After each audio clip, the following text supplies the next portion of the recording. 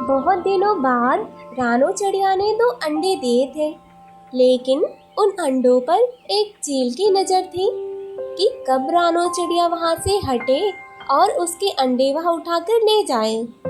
लेकिन रानो चिड़िया यह बात जान गई थी कि वह चील उसके अंडों के चक्कर में है, इसलिए रानो चिड़िया सतर्क हो चुकी थी। अरे, इस चील को भी सब्र नहीं है।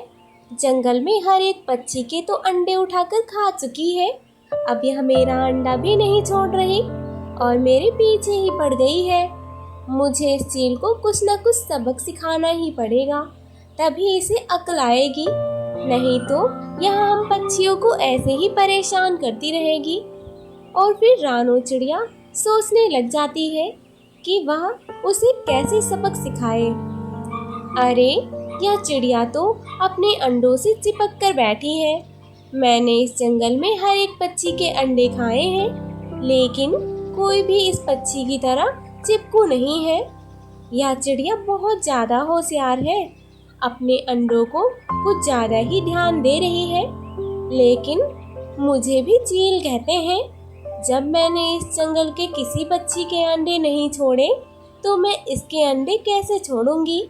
इसके अंडे तो मैं खाकर ही रहूंगी, भले मुझे कुछ भी करना पड़े। रानो चिड़िया बैठी सोच रही होती है। तभी रानो चिड़िया के दिमाग में उस चील को सबक सिखाने के लिए एक अच्छा उपाय आ जाता है और तभी रानो चिड़िया अपने अंडे उठाकर वहां से चली जाती है और चील यह सब कुछ देख रही होती है।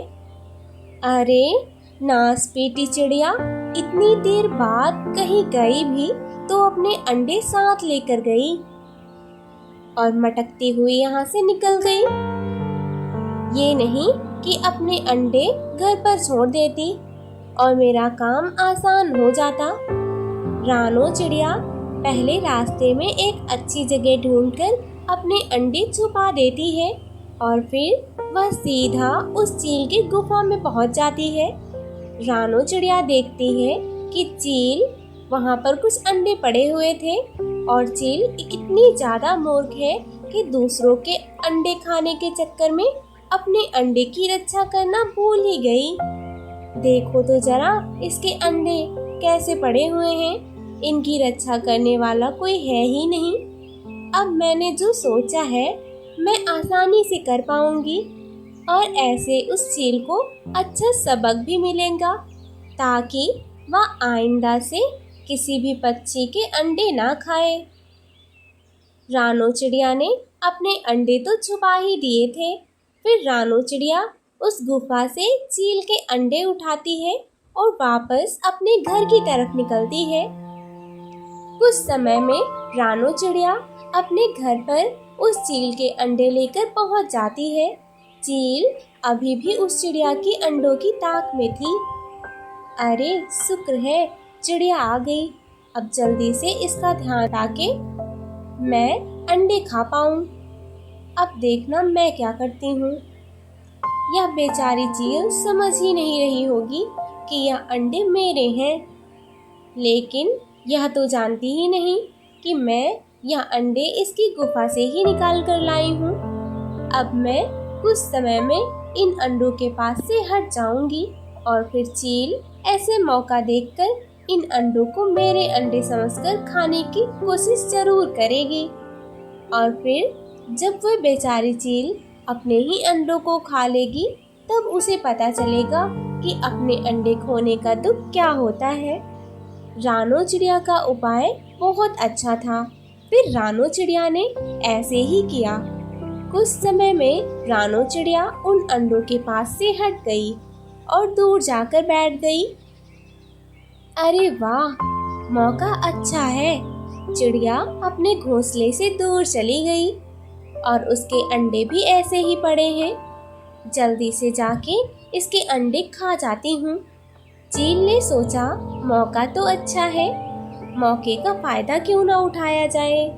और फिर वो चील फौरन से चिड़िया के घोंसले के पास आकर बैठ गई और जल्दी से उसके अंडे को खाने लगी। तभी उसे पता चला, अरे इन अंडों का स्वाद तो मेरे अंडों जैसा है और यह दिखने में भी मेरे अंडे लग रहे हैं। अरे बाप रे, ये मुझसे क्या हो गया? मैंने तो अपने ही अंडे खा लिए। ये चिड़िया कितनी ज़्यादा होशियार है। इसने अपने अंडे कहीं छुपा दिए हैं और मेरे अंडे यहाँ लाकर रख दिए और मैं बेवकूफ़ अपने ही अंडे को खा गई। चील, अब दिल भरकर अफसोस करो। तुमने आज अपने ही अंडे खा लिए। कैसी माँ हो तुम, अपने अंडे ही खा गई। चील, आज से तुम्हें अच्छा सबक मिला है। अब आइंदा से तुम कभी किसी भी पक्षी को परेशान नहीं करोगी। चील को भी आज समझ में आ गया था कि अपने अंडे को खोने का दुख क्या होता है और उसके बाद से उसने पक्षियों के साथ ऐसी हरकत कभी नहीं की। फिर कुछ दिन बाद रानो चिड़िया के अंडों में से दो प्यारी प्यारी बेटियां निकल आईं और फिर उन दोनों के साथ वह खुशी खुशी से रहने लगती है।